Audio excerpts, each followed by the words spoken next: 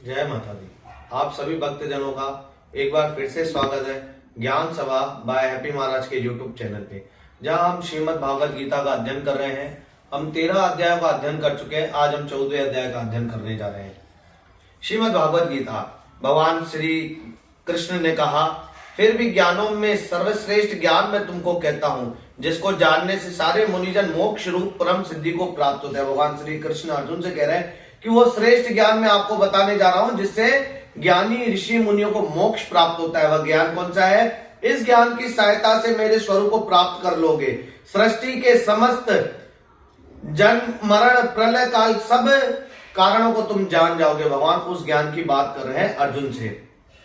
हे अर्जुन, पार ब्रह्म मेरी ही योनि है, उसमें गर्भ को रखता हूं, उसमें भूतों की उत्पत्ति होती है। कौन तन्य? सब गर्भों में जो विभूतियां उत्पन्न होती है उनका उत्पत्ति स्थान प्रकृति है, और मैं बीज देने वाला पिता हूं। देखो, ये जो संसार है, ये जो आप वनस्पति, ये प्रकृति देख रहे हैं, पेड़ पौधे देख रहे हैं, ये सब हमारी माता है। और इसमें जो बीज स्वरूप जब संतान उत्पन्न होती है, वो कौन उत्पन्न कर रहा है? पार ब्रह्म परमेश्वर उत्पन्न कर रहा है। हे माँ बाप, प्रकृति के से उत्पन्न सत्व रज और तम तीनों गुणों की देह में रहने वाला निराकार आत्मा को बांध लेता हूं। यानी जो 3 गुण होते हैं, कौन से होते हैं? सत्व रज और तम, इन तीनों गुणों को परमात्मा उत्पन्न करते हैं और वही निराकार आत्मा को अपने बंधन में बांधे रखते हैं।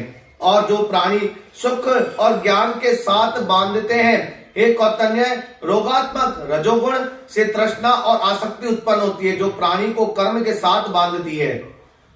रजोगुण जो प्राणी को कर्म के साथ बांधती है, यानी राजसी ठाट बाट, यहाँ हमारे जीवन में बहुत सारी अभिलाषाएं होती है, कुछ पाने की इच्छाएं होती है, वो सारी हमें इन चीजों में बांधती है।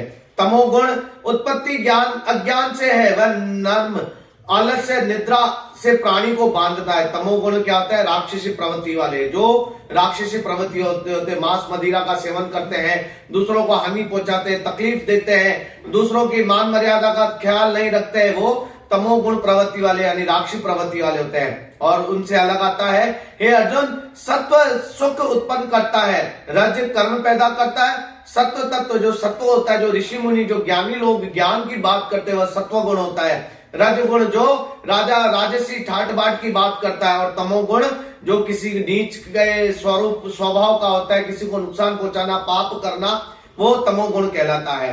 हे अर्जुन, सत्व गुण रज और तम को दबाकर बढ़ता है। इस प्रकार रज सत्व और तम को और तम सत्व तथा रज को दबाकर बढ़ना चाहता है। इसलिए देह में इंद्रियों द्वारा जब ज्ञान का प्रकाश उत्पन्न होता है, समझिए सत्व गुण की विशेष वृद्धि है।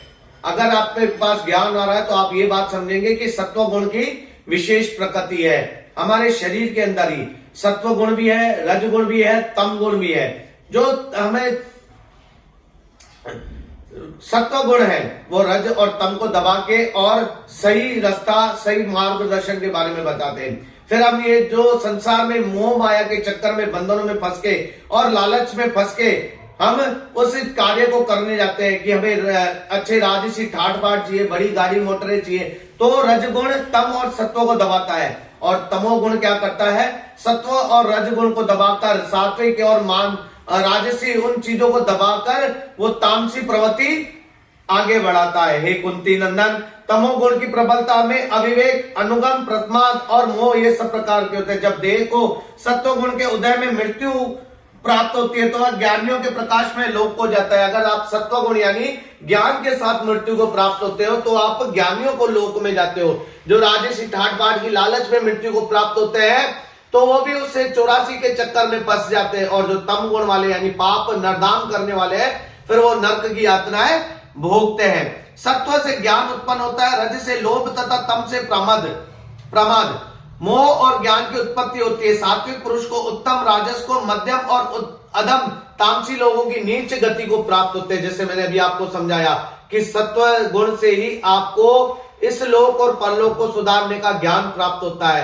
राजसी ठाट बाट सिर्फ आपको यही जगह पे आपको सुधारने के लिए बात करता है। और तम गुण वो आपका ये भी खराब लोक खराब करता है और आपका परलोक भी खराब करता है। तो भगवान श्री कृष्ण 14वें अध्याय में यही समझाने की कोशिश कर रहे हैं कि इन तीनों को गुणों को, जो भी इंद्रियां हैं उन्हें वश में करके इन तीनों गुणों पे आप वश में कर सकते हो। अगर आप इंद्रियों को वश में नहीं कर पा रहे हो, इंद्रियों को मोह में फंसे हुए हो, तो ये तीनों गुण में सिर्फ तमोगुण आपके ऊपर प्रबल भारी पड़ जाता है। अगर आपको सत्व गुण को जागृत करना है और रज गुण और तम को शांत ही रखना है, तो उसके लिए आपको मेडिटेशन करना पड़ेगा, ध्यान करना पड़ेगा, और उसके लिए आपको निरंतर रूप से अभ्यास करना पड़ेगा, तब जाके आप उस चीज को पा पाएंगे। बोल श्री कृष्ण कन्हैया लाल की।